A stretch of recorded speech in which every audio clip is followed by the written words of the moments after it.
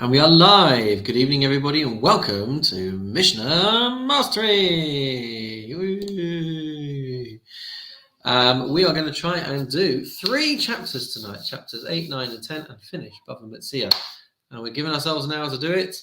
That's the task, that is the challenge, and our time starts now. We're going to get it up on the screen. There you go. So let's start with chapter 8. We'll do our best. And we're going to be discussing, first of all, in Perek Ches Mishnah Aleph, a halacha that even though a sho'el, who is someone who borrows something, they are going to be chayev if something happens to that animal, to that item, even if it was completely beyond their control.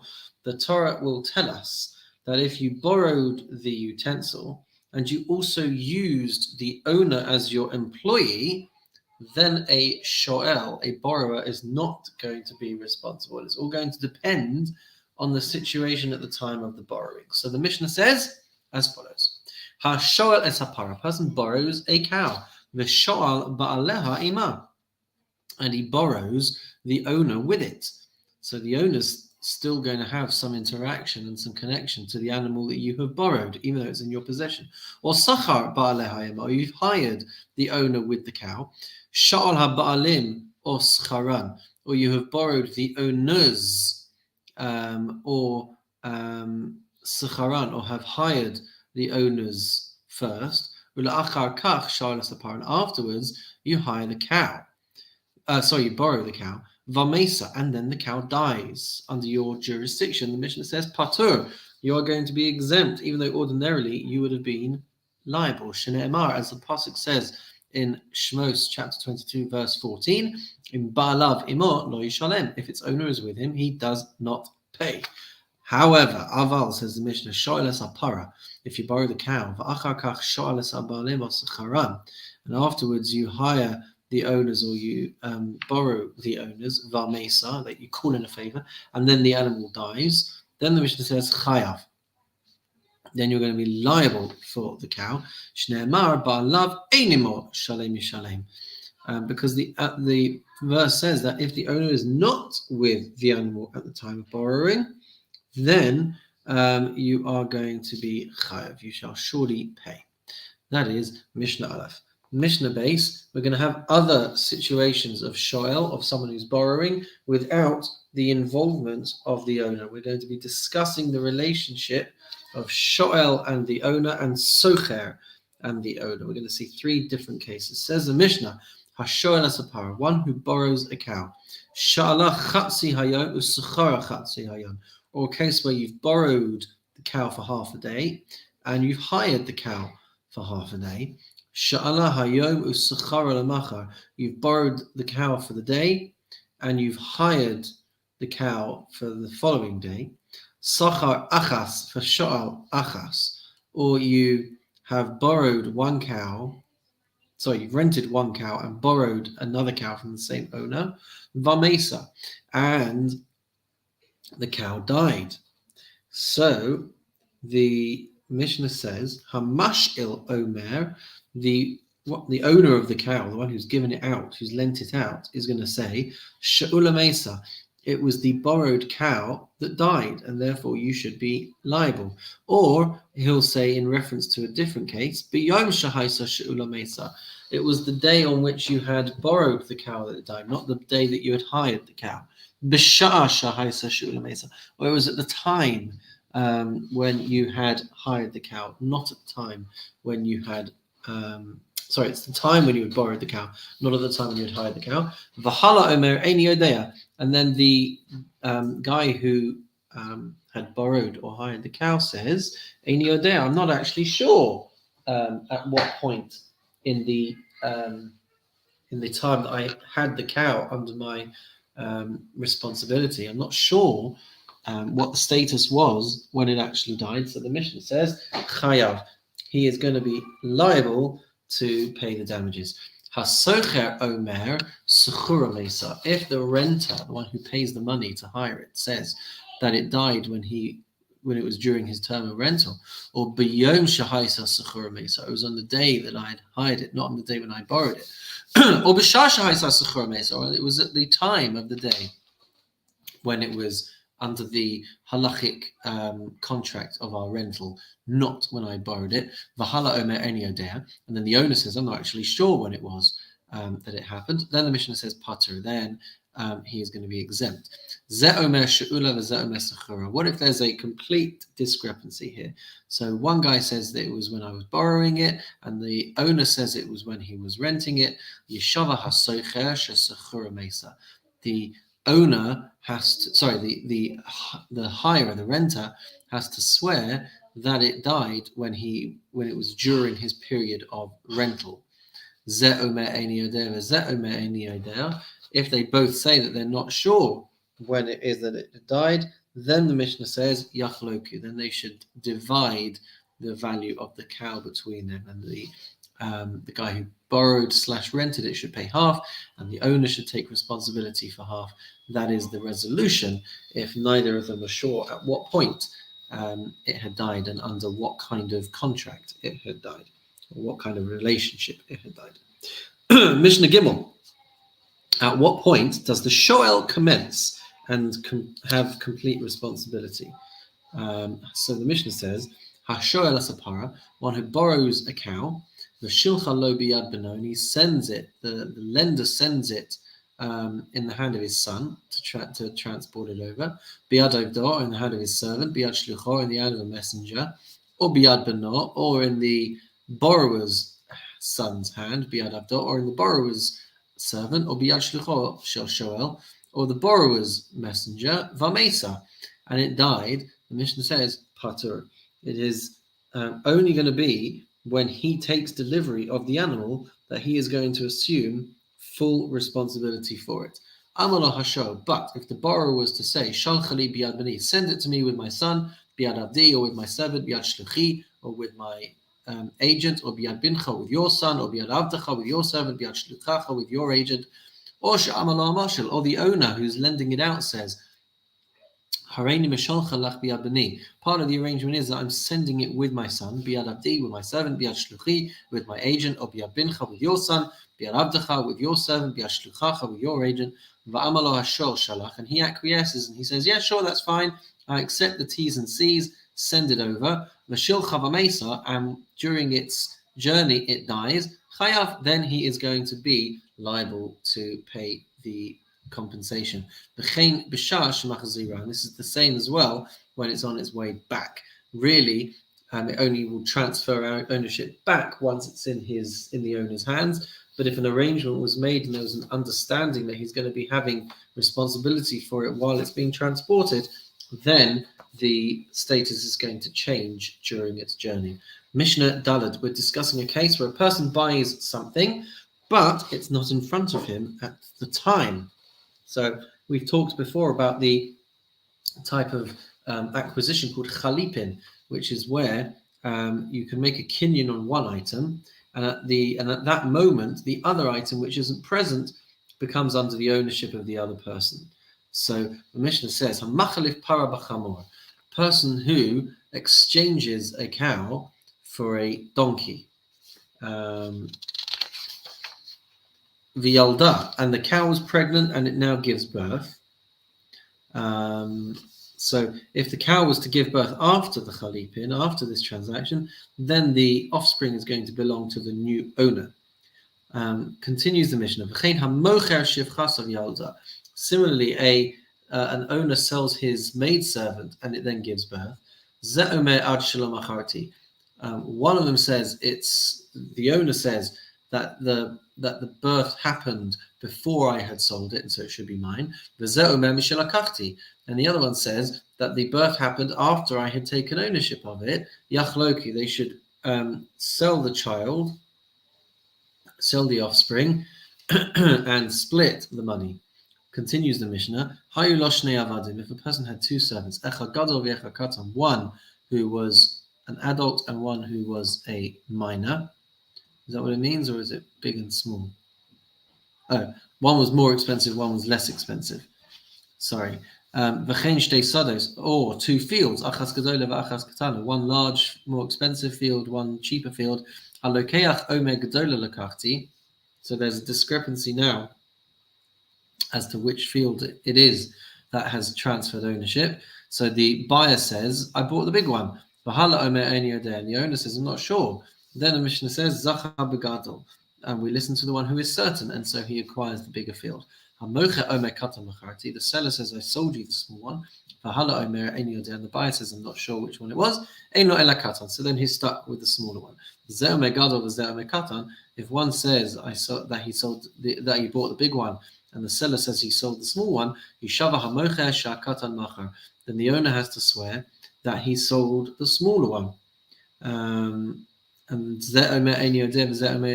if each one says that they're not sure which field it was, then the Mishnah says, Yachlok, you can sell the fields and split the value, and each one gets half. Mishnah Hey, discussing a person who bought something that did not take possession yet. It says the Mishnah, a person who sells his olive trees for the purpose of chopping it down for wood. Va'asu pachos miravias lasa'a, but it grew less than a quarter log of oil per sa'a of olives. It's meaning he was going to be selling it because he didn't think it was going to be worth all that much. It wasn't a particularly productive tree, but if it was yielding that much, then the Mishnah says, "Hari elu shel bal hazesim," then those olives are going to belong to the owner. Asa revius lasa'a, but if it was to yield a revius worth of oil per sa'a of olives, then ze'omer zeisai gidlu, then the buyer can say that my olive trees yielded this, and so it should be mine. The ze'omer artsi gidla, and the owner can say that it was his land that yielded this more impressive amount of olives, and so the Mishnah says Yachlok, they will have to divide it. It says Mishnah, Shataf Nahar Zesav, if the field got flooded, and the olives got flooded. So what's happening here is that the floods are going to uproot a tree, which is going to be connected to a clod of dirt from the original field, and then it's going to reroot itself in the other guy's field. So who is everything going to belong to? Is it going to be on account of the tree that it's growing, or on account of the soil, which belongs to the original owner? So the Mishnah says, Shataf Nahar Zesav, if the river swept away an olive tree, and it replanted it in the field of another, Ze'omer Zeisai Gidlu, this one says it was my tree, it was my olives that grew. Ze'omer Atsi Gidla, and the other one says it was the soil that grew. Then the Mishnah says, Yachloki, they're going to divide them up because they both contributed to the new olives. Mishnah Vav, we're now not talking about olive trees, and we're going to be talking about renting houses. And we're going to be answering the question that if there is no set contract, when can the owner evict the tenants? So the Mishnah says, a person who rents out a house to somebody else during the rainy season. So they haven't set a duration for the tenancy, but it's during the rainy season. So the Mishnah says, the landlord is not going to be able to evict the tenant from Sukkot, which is when the rainy season starts, ad Pesach, until Pesach, when the rainy season ends. And Bimos HaChama, and in the summer season, Shloshim Yom, he has to give 30 days notice before he's able to evict a tenant. Uvakrachim, if we're in a city,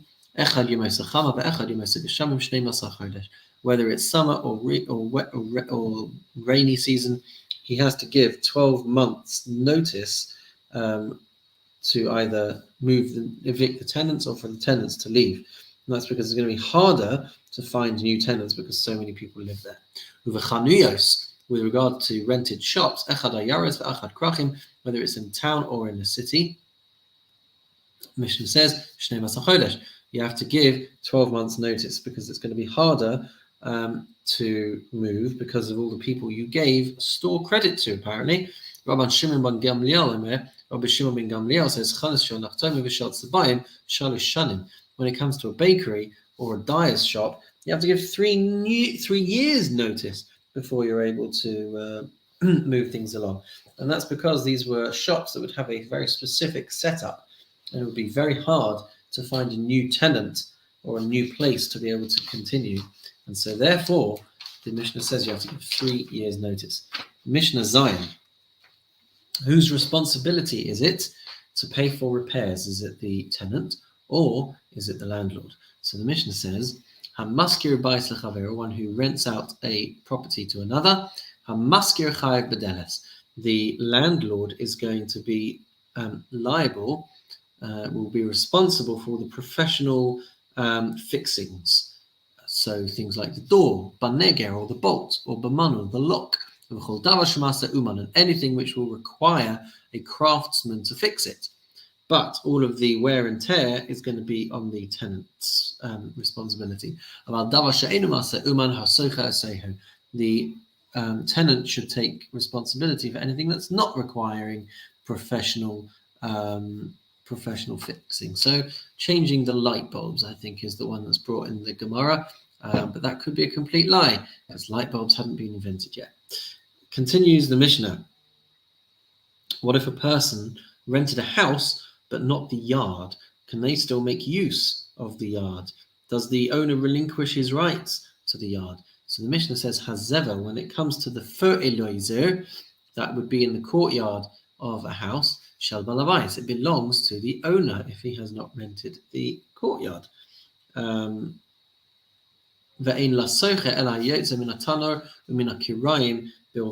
But the tenant is going to have rights to the ashes that come out of the oven and the stove, because these things were in the chutzner, not in the house itself, but the renter would be entitled to the ashes. Mishnah Ches. In the time of the Mishnah, they wouldn't know if the year was 12 months or 13 months long. So the Mishnah says, Hamaskir bais lechavero l'shana. If one rents out a house for a year, how long does that mean? Nisabra hashana, if it ends up being a leap year and there's 13 months in the year, then nisabra l'soicher, then that month is going to basically come free to the tenant, to the renter. Hiskir lo lechadashim, but if they pay by month, nisabra hashana nisabra l'maskir, then if there ends up being a 13th month, then that is going to be charged to the tenant. There was a case that happened in Sipori where somebody hired a bathhouse from his friend, where he was paying 12 golden dinar for the year, at a rate of 1 dinar per month. And the case came before Rabbi Shimon ben Gamliel and Rabbi Yossi, and they said that they should split the 13th month because the term of the contract was so uncertain as to whether it was 12 dinar for the year or 1 dinar per month. So therefore they split the 13th month. Mishnah test to finish off our first parak for this evening. Generally, if someone rents a house, the owner is going to be chayav to rebuild it if something happens. So the Mishnah says, Hamaskir bais lechaverov v'nafal. If someone rents out a house and it collapses, chayav lahamid lo bais, then he is obligated and responsible for providing another house. Haya katan lo yasenu gadol. If it was a small house that collapsed, he doesn't have to go and get him a big one as a replacement, or construct a big one as a replacement. And gadol lo yasenu katan. If it was a big house, then he can't now decide that when he rebuilds it, he's going to cut corners and build a smaller house. He can't do that. Echad lo yasenu shnaim. If it was one house, he may not now build two houses. Let's try the one again. If the original had one room, then he now can't go and construct a replacement with two rooms. And shnaim lo yasenu echad. He cannot now go and build a house with one room if it originally had two. And finally, lo yifchos mehachalonos. He may not reduce the number of windows that were in the house. He may not add to the number of windows, unless they had both consented to being able to do this. So you might want to reduce the number of windows I've got written here because you want air. Not sure why. And lo Yosef, they can't reduce because the tenant might want to have better airflow, and he cannot add because adding windows would make it less sturdy to support the roof and would make it less private. And so unless it was mutually agreed that it would be agreed upon, then they would not be able to do that. Richard.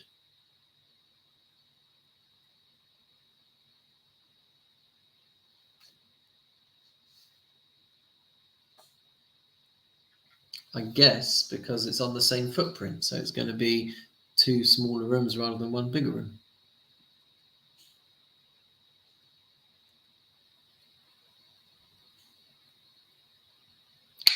Well, maybe the Gemara discusses that, but on face level, I would assume the Mishnah is talking about where you're looking to change the layout of the house to the detriment of the tenant, and therefore it shouldn't be allowed. If they agreed to it, then that's what the Mishnah says at the end there. If they were agreeing to it, then that would be fine. I would happily allow my landlord to increase the size of my house. So if you're listening, Mr. Carangelo, by all means, smash away. Mazel tov, everybody, on completing chapter 9. We are doing okay for time-ish. How are we doing? 21 minutes so far. Okay, oh, look at that, third of the way through. Right, Perek test, chapter 9, here we go. The first part of Perek is going to be dealing with arrangements that field owners make with workers. Now, we have, I think, mentioned this, but if not, let's do it now.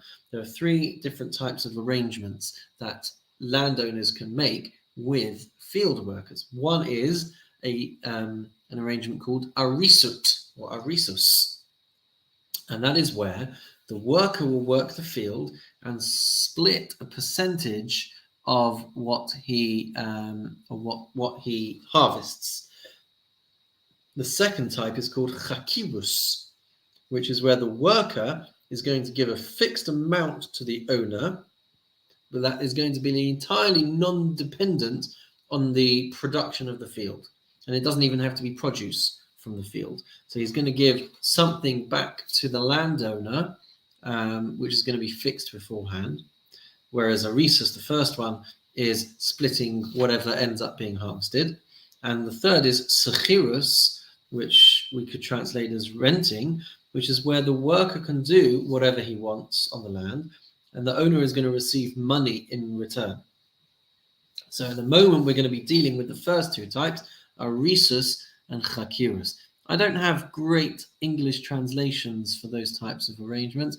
I don't know if anyone with a book in front of them does, but those are the types of arrangements that we're talking about. A worker splitting the percentage and fixing the percentage beforehand, and chakirus, which is where there's going to be a fixed amount that comes back to the owner, but it doesn't have to be produced from the field. And we're going to deal in Mishnah Aleph with what condition do an aris and a chocher have to leave the field in at the end of each year. So the Mishnah says, Hamakabel sadeh mechaver, one who receives a field from another, makom shenahagu liktzor yiktzor. Here we go. We've got tenant farmer and sharecropper. So the tenant farmer is going to give a set amount of produce, and the sharecropper is going to cultivate the land, and he's going to receive a set proportion of the produce. So if it's a place where you would be expected to harvest the field, then you're going to harvest and cut as well. La'akor, if it's a place where people were accustomed to uproot the produce rather than to cut it with a sickle or a scythe, then ya'akor, you will have to do that as well. Lacharosh acharav yacharosh, and if it's a place where they would be expected to plow the field after harvesting, then he's going to have to do that as well. Hakol kaminhag hamedina, everything according to the custom of the land.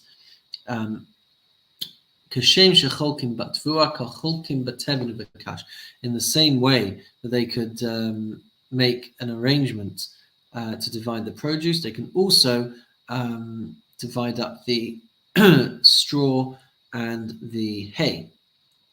In the same way that you divide up the wine, so you could also and should also divide up the twigs and the reeds. What are the twigs and the reeds? The branches pruned from the vines, and the poles, which I think are to do with the reeds that support the vines. Ushnehem masakim esakanim, and they both, the landowner and the one cultivating the field, are supposed to supply the reeds to be able to work on the land. Mishnah base. Hamakabel sadeh mechaver, when he receives land from his friend, v'hi beis hashlachin or beis ha'ilan, and this land is an irrigated field, meaning it requires watering because there's not enough rainwater to feed the field, and so there's a spring in the middle of the field, or beis ha'ilan, which is a field of fruit trees. So the Mishnah says, Yavash ha'ma'ayan v'niktzatz ha'ilan, if the wellspring dries up or the tree gets cut down, Eino menake lo min chikura. So he does not deduct from the produce that he owns for the for the tenancy. So despite the fact that he might lose out because something has happened to this field or to the trees, nonetheless, if they've made an arrangement to if he's made an arrangement to pay a certain amount back to the landowner, he still has to honor that agreement. If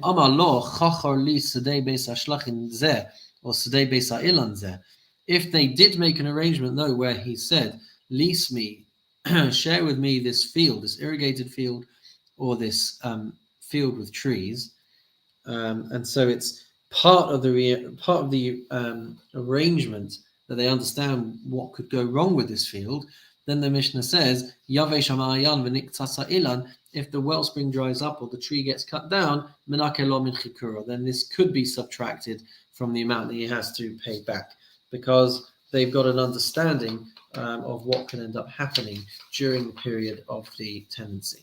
Mishnah Gimel. Hamakabel sadeh mechavero v'hovira. If a person received a field from another, v'hovira, and I've got here that it didn't work, but it says on the screen here that he decides that he's going to let it lie fallow, and he doesn't work with it at all. So there's nothing at the end of the harvesting season. Shamin osa kama ru'uya la'asos v'nosen lo. So he can evaluate how much it was able to produce if it had been cultivated, v'nosen lo, and then he can give that share to the share that he owes to the owner, shekach kosev lo, because that is what the would be written in their contract. In orviv lo avid, if I let the field lie fallow and I do not cultivate it, ashalam b'meitva, then I will pay in accordance with the best quality of the produce that could have grown if I had done the work on it. Mishnah Dalad, a chocher, which is somebody who's going to be giving back a fixed amount, which is not dependent on the production of the field. So they would keep that field usually for multiple years and always at a fixed rate. So the Mishnah says, if a person receives the field and he does not want to weed it, and he says to the owner, what do you care? If I neglect the land, I'm still going to give you your share. They do not need to listen to him, because the owner of the land can say to him, tomorrow I'm going to be kicking you out from the field, and it's going to grow weeds for me, so you need to look after it, because should you leave, the land is going to not be in a good state. So therefore, the worker must always work on the land to ensure that the quality is preserved. Mishnah Hey. If he received a field from someone and it did not produce enough, it was a bad harvest. So if it's an ores, then he's going to have to pay whatever they agreed, whether the field provides it or not. So the Mishnah says, "Im yesh ba kadei lahamid kri, chayev letapel ba." If there's enough produce that grows in the field to form a pile, then chayev letapel ba. He's obligated to take care of it and to give the owner's share to him. So as long as the owner can receive a sizable amount, he has responsibilities. Amar Rabbi Yehuda, ma kitzva bakri. He says, what fixed measure is a pile? How can we determine whether it's significant and sizable enough? Rather, says the Mishnah, Ella im yesh ba kadei nefila. It has to have yielded enough crop equivalent to the amount of seeds that had been dropped into the field. So if you can harvest as much as you planted, I guess that means the value of the seeds that you have planted, then you have to continue to work on it and you have to look after it so that the owner can get his share. Mishnah Vav.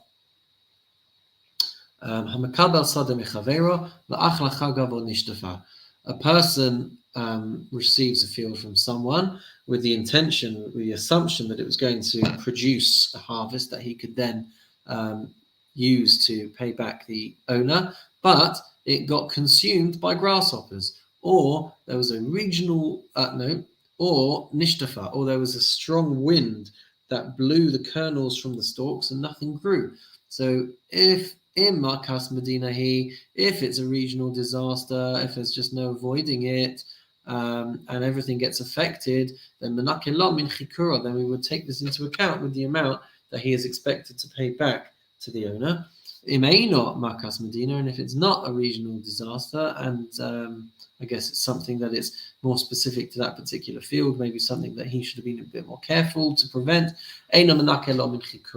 then it does not get deducted. He has to pay back the full amount that he was expected to pay back to the owner. Rabbi Yehuda says, if he was paying a fixed sum of money for the field, then whether it's a regional disaster or whether there's no regional disaster, he does not subtract the produce that he owes as part of his tenancy. So nothing gets deducted if it was a rented field. 9:30. Mishnah, you have to go to bed, Don. It's 9:05. Mishnah Zayin.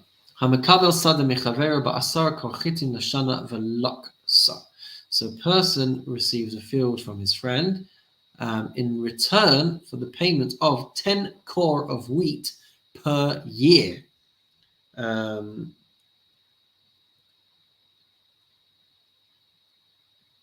So even though he's going to have to pay back 10 kor, he has to give that amount back whatever happens. And if it was bad quality, he's going to have to give it.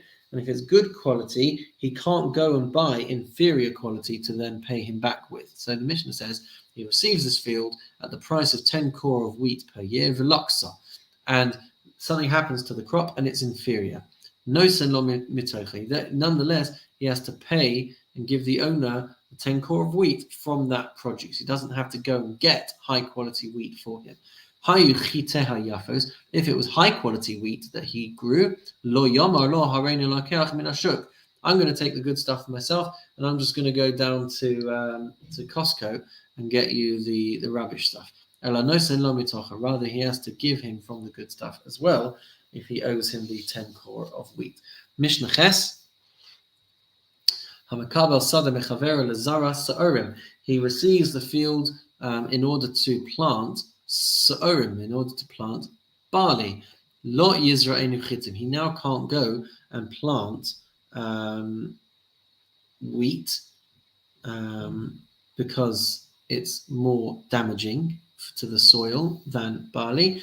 Chitin, but if he had been planning to plant wheat, Yizra'enu Sa'orim, he is allowed to plant barley. So if you remember what we said with Chakiris, he can plant whatever he wants.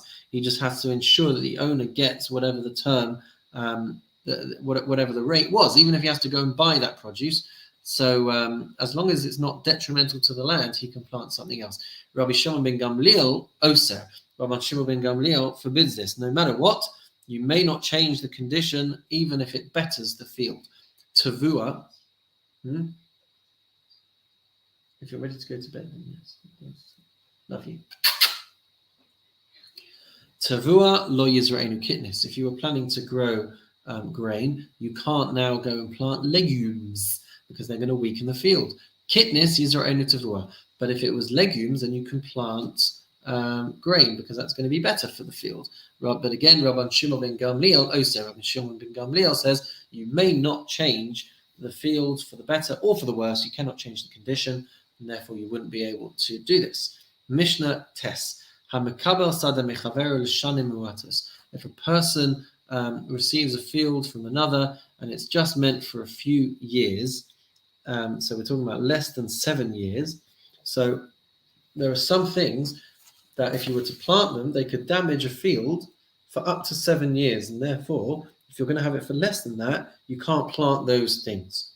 So if it's less than 7 years, the Mishnah says, Lo Yizra'enu Pishtan, you may not plant flax because the seeds are going to remain in the ground for up to 7 years. Ve'ein lo b'koras shikma. And if there was a sycamore tree growing in the field, he doesn't have the rights to the branches because those branches will take approximately 6 to 7 years to regenerate. So they'd be used for building, and you can't therefore use them because you're not going to own the field for long enough to then see those beams growing back. Kibla hamenu l'sheva shanim. But if you do have an arrangement where you're going to have the field for 7 years, shana rishona yizra'enu pishtan, then as long as you're planting it in the first year, i.e., I guess, as long as you're doing it so that there's enough time for the seeds to regenerate. So if it was longer than 7 years, presumably you could plant in year 2 or year 3. As long as there's enough time for things to regenerate, you can plant flax seeds. V'yesh lo b'koras shikma, and you can also make use of sycamore branches because there's going to be enough time for it to grow back under your watch. Mishnah Yud. Hamakabel sada mechaver l'shavua echad b'shva meos zuz. So we're in the final Mishnah that deals with fields, and we're talking about a case where somebody receives a field for shavua echad, for one cycle of 7 years, and he hires it for 700 dinars. Hashavias min haminyan. So the sabbatical year is included in the count. So even though he's not allowed to work during that year, and even though we would think that it's 100 zuz per year, and so maybe he's actually kind of buy 7 get 1 free, nonetheless shavias is included in the payment. Kibla hamenu shavashana b'shva me'ozuz ein hashavias min haminyan. But if he receives it from him for 7 years for 700 dinars, then the 7th year is not included in the minyan. So it depends. Have you hired it for a cycle, in which case shavias is included, or have you hired it for 7 years of work, of cultivation, in which case shavias is not going to be included. Mishnah Yud. At what point must the owner pay a worker? So the Torah tells us that you have to pay on the day he works in one place, and you can't leave it till nightfall. And in another place in the Torah, it tells us that you can't leave it till morning. So which is it? Do you have to pay him by nightfall, or do you have to pay him by the morning? So the answer is it's going to depend when the work ends. In general, you owe him when he finishes. So let's think about some of the permutations.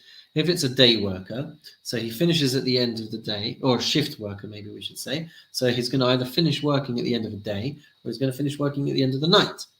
If it's at the end of the day, then you've got till the night to pay him. You can't leave it till the morning. And if it's the end of the night, then you would have the whole day to make sure he's paid before nighttime kicks in. And if he's only working for a few hours, schir sha'os, as opposed to a schir yom, then you have until the end of the shift to pay him. And a schir shavua, we'll see, is someone who is employed to work for 7 years. So here we go. Mishnah Yud Aleph. Schir yom, gove kol halayla. If it is a schir yom, which is a day laborer, then he has all night to collect his earnings. Schir laila, gove kol hayom. And if he's a night worker, then he has all day to collect his wages. Schir sha'os, if it is an hourly laborer, gove kol halayla v'chol hayom. So then he has the whole night and the whole day afterwards to be able to collect his earnings, which is another way of also saying the owner has to pay him. Schir Shabbos, if he is a weekly laborer, he's paid for a week's work. Schir Chodesh, for a month's work. Schir Shana, for a year's work. Or Schir Shavua, or for a cycle's work of 7 years. Yatsa Bayom, Gove Kol Hayom. If he leaves in the day, then he has all day to collect his wages. Yatsa Balayla, if he leaves at night, then Gove Kol Halayla Kol Hayom. Then he has the whole night and the whole day afterwards to be able to get that money in. Mishnah Yud Beis. If a person rents his animal or his kalim to you, it's as if the owner is working for you, and same halachas apply regarding payment. If the worker didn't request the money, then the halachas are not going to apply. So the owner, the employer, is only going to be violating if he asks and you were not willing to pay. So the Mishnah says in Yud Beis, Echad schar Adam ve'echad schar behema, whether it is wages for a person's work or for an animal's work, ve'echad schar kelim, or for the renting of utensils, yesh bo mishum biyomo titen schara. All of these are subject to the commandment in the Torah of paying on the day. And also subject to the commandment in the Torah that you must pay promptly and you can't leave it overnight. So the Mishnah says, Emasai, when would the employer be violating this? When does he transgress the prohibition? It says the Mishnah, Bizman Shetavaro, at a time when the person who's owed the money has claimed the money. But if he does not claim the money, then the person is not going to be violating if he doesn't pay up in time. Him chahu eitzel chenvani, if he left money with a chenvani, meaning, okay, that says it better. So the one who owes the money left the money with instructions to a chenvani, to a shopkeeper, or etzel shulchani, to a money changer. Eina over a love, so then he has not transgressed. So maybe he's given store credit and said basically, go to Kelman's and there's going to be a tab with your wages in the shop. So then he's not going to be transgressing if that person doesn't come and claim or collect the money that was left there, because you've made the arrangement but he didn't come and collect. So I guess that could be the equivalent of a check. You give the guy a check and he hasn't gone to cash it yet. You have not violated anything, even though the guy doesn't yet have the money in his account ready to be spent. Says the Mishnah, Sachir, a hired laborer, Bismano Nishba Venotel. If he requests payment at the proper time and the employer claims that he's already paid him, then Avar Zmano Eino Nishba Venotel. Oh, sorry, 1 second. Bismano Nishba Venotel. If it's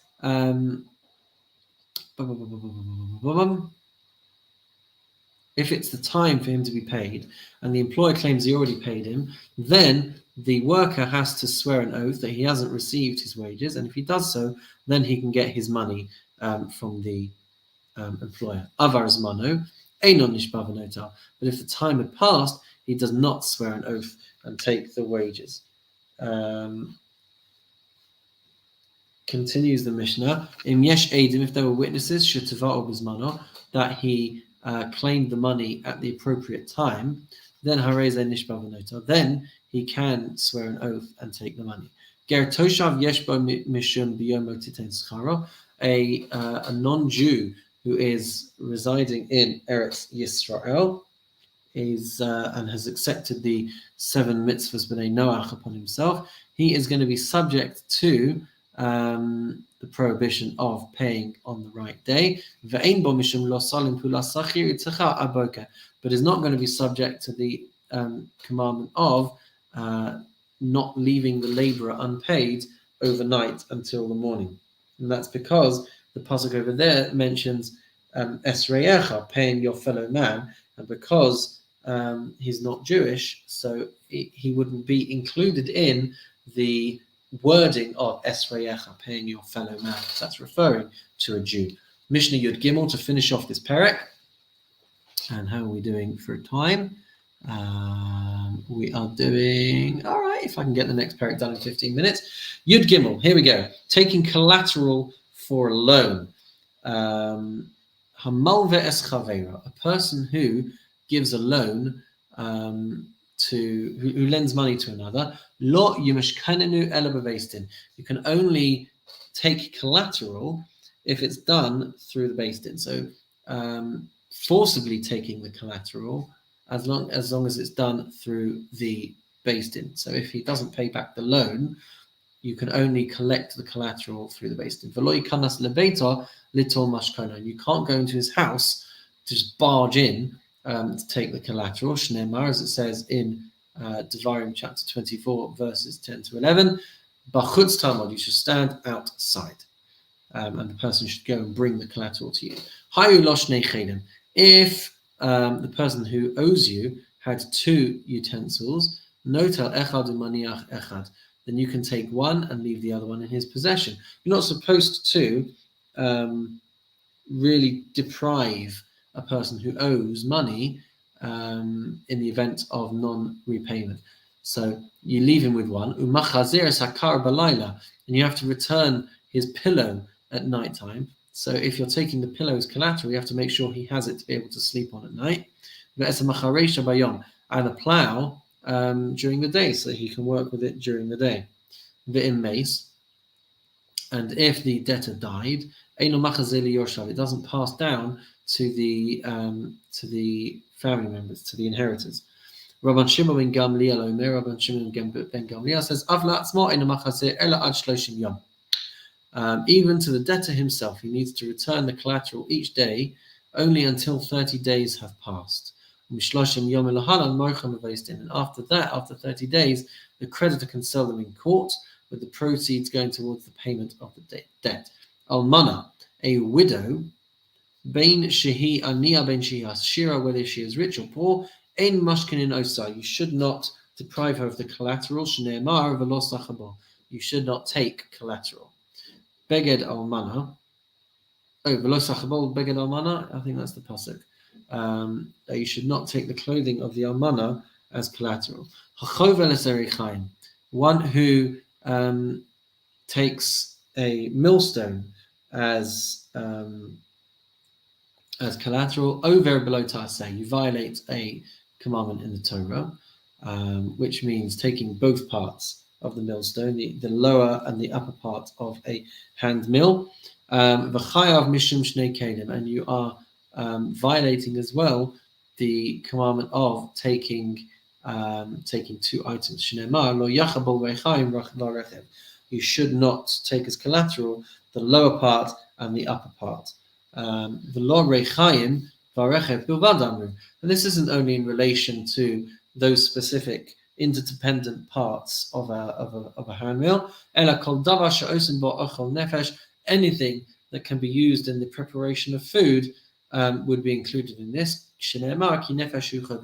For he takes a man's life as collateral. So anything that's giving life, you cannot take as collateral. And with that, we'll say Mazel Tov on completing chapter 9. Now I say we go ahead with chapter 10, but I can only do that with your permission. What do we say, guys? Yeah? Maybe we'll run a couple of minutes over, maybe we won't, but hopefully we'll be okay. We're going to be dealing in chapter 10 with halachas of two people living or owning property, one on top of the other.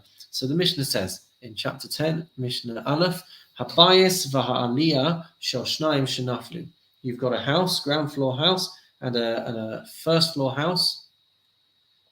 So a two-floor building belonging to two different owners, and it collapses. Shneim cholkim ba'etzim uva'avanim uva'afar. So they are going to split the timber and the stones and the earth of the collapsed structure, which really means according to the ratio. So it's 50-50. They're going to share it 50-50. V'roim ilu avanim hara'uyos lehishtaber. And the court is going to consider which stones were likely to break, whether belonging to the lower floor or the upper floor, and give those stones to the one who presumably owned them. But if one of them is able to identify things that came specifically from their property, then he should take those, and it would count towards the amount of stones that he is getting. Mishnah base. Habayis v'ha'aliyah shel shnayim. You've got two people in a two-floor building. Nifchasa ha'aliyah. If the upper floor caved in, ve'ein bal habayis rotzeh l'saken, and the owner does not want to repair it, harei bal ha'aliyah yared v'dar lamata. Then the resident of the upper story. One second. Yeah. Sorry, let's try this one again. If there was a two-floor building owned by one person and the upper story was rented out to another, now this Mishnah makes sense. If the upper floor collapses, so the owner of the house is supposed to repair it, but he doesn't want to, so the resident of the upper house can go and now move into the downstairs flat until the owner fixes the top floor flat. Rabbi Yossi Omer hatachta no tenes hatikra for ha'elyon esamar zeva. Rabbi Yossi says that when it's owned by two people, and the upper level collapses, so the lower floor owner is going to provide the ceiling of the beams and stones, and the owner of the upper floor is going to provide the plaster, the layer of cement, which makes the floor. Mishnah Gimel. Habayis v'ha'aliyah shel shnayim shenaflu. If you have got a two-floor building which belongs to two different people, and it collapses, the whole house falls down, Amar bala aliyah lebal habayis livnos. Then the upper floor can say to the owner of the building to build. V'hu eino rotza livnos harei bal ha'aliyah bona es habayis v'dar b'soicha ad she'yitein lo es yitziyosav. So if that's the case, then he can rebuild the house, and he can live in it until the other guy gives him construction costs, gives him expenses for. So basically, two-floor building, two different owners, building collapses, lower floor refuses to pay. The upper floor can build the house, ground floor house, live in it. And when the ground floor owner is ready to pay, then he will go and then build the upper floor, and then he will move back up into the upper floor. Rabbi Yehuda Omer, Rabbi Yehuda says that the owner of the upper floor, even though he's residing inside the downstairs property, he has to pay him rent because he is receiving benefit by living in the other person's house, as he has no other place to live, and therefore he has to pay rent, which is a very, very unusual solution according to Rabbi Yehuda. Ela bala aliyah bona es habayis ve'es ha'aliyah mekar es ha'aliyah ve'yoshev b'bayis ad she'yitein lo es yitziosav. So rather, the owner of the upper floor builds the house and the upper floor, and he completes the upper floor, and he can then be downstairs in the lower floor until the lower floor owner gives money for the costs, in which case he can then move upstairs. Mishnah Daled, we're talking about an underground oil press, a subterranean oil press with a field on top. So the Mishnah says in Mishnah Daled, V'chein beis abad, so too with an olive press, shehu banui basela, which is built under the ground. The gina achas al gavav, and there's a garden on the top of it. The nifchas, and the garden, the rock, caves in. Hare balagina yored v'zareh lamata. The garden owner can go and plant where it has now collapsed. Ad sheyasa lebeis bado kipin, until the owner of the olive press has built arches to be able to support the roof once again, and the gardener can now return to planting on the surface level. Hakosel v'ha'ilan shenafnu l'rishus harabim v'heziku. If a wall or a tree falls into the public domain and causes damage, says the Mishnah, patur milishalem, then the owner is exempt from having to pay because it was an accident. Nasnu lo zman lakoses ha'ilan v'listoris hakosa. But if there was an awareness that the wall was unsturdy or the branches of the tree were going to make it fall down, the nafli b'soich hazman, and then it falls within the amount of time that you've been given to remedy this, patur, you're going to be exempt. La'achar hazman, but if you take too long to fix it, then chayav, then you're going to be liable. So if the Beis Din says you've got a month to fix this wall or a month to fix this tree, if it falls down within that time, then you're going to be exempt. And if it happens after that time because you haven't attended to it, then you're going to be chayav. Mishnah Hey. A person who had a wall next to someone else's garden, and the wall fell. And the owner of the garden says, "Come and clear away your stones." And the owner of the wall comes and says, "They're yours. You can have them." Ein shomin lo. The Beis Din do not have to listen to him because he can't force his stones onto this garden owner. Mishikibel alav, but if the owner of the garden did accept responsibility for them, amalo heilach es yitziosecha va'ani etoles sheli. So then the owner of the wall could say to him, "Here, take your expenses for the removal of the stones, and I will take the stones that are mine." Then ein shomin lo. Again, he's not going to be listened to, because I guess why should he benefit? The owner of the garden has said that he would take them. Hasocher es hapoel, person who hires a worker, la'asos imo bateven v'kash, to do some work for him with hay and with straw. Va'amalo tenis chari, and he says, "Can you pay me, please?" Va'amalo toma sha'asisa b'scharcha. You can go and take what you've worked with as your wages. You can take some of the straw or the hay. Ein shomin lo. You don't listen to him because I guess who wants to be paid like that? Mishikibel alav va'amalo heilach secharcha va'ani etales sheli.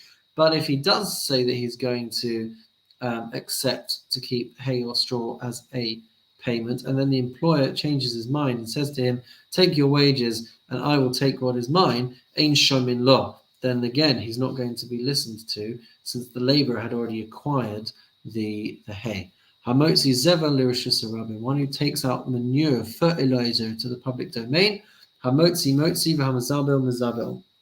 So the Mishnah says, if somebody takes it to fertilize the field, then they can fertilize with it. And if they take it out, then they can take it out. Ein shorin tit b'rishus harabim, a person may not soak clay in the public domain. Ve'ein lovnim leveinim, and may not mold bricks in the public space, because these things take time, and you're going to be intruding on public space.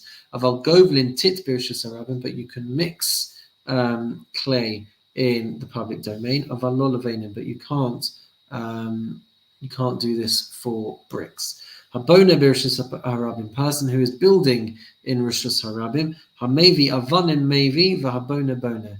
Then and he wants to keep his materials in the public domain. So the one who brings stones brings them, and the one who builds them should build with them straight away. You can't be leaving these things around in the public domain.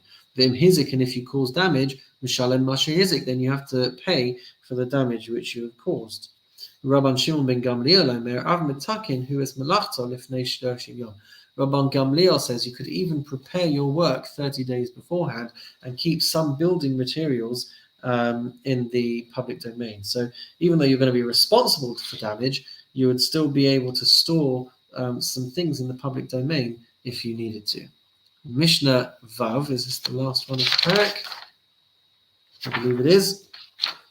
So Mishnah Vav, we're dealing with a slope with a field at the bottom and a field at the top. So the Mishnah says, Shtei ginos zo agav zo. You have two gardens, one on top of the other. So the Mishnah says, V'hayarak b'intayim, and you have vegetables growing in between. It says here, out of the wall of the soil.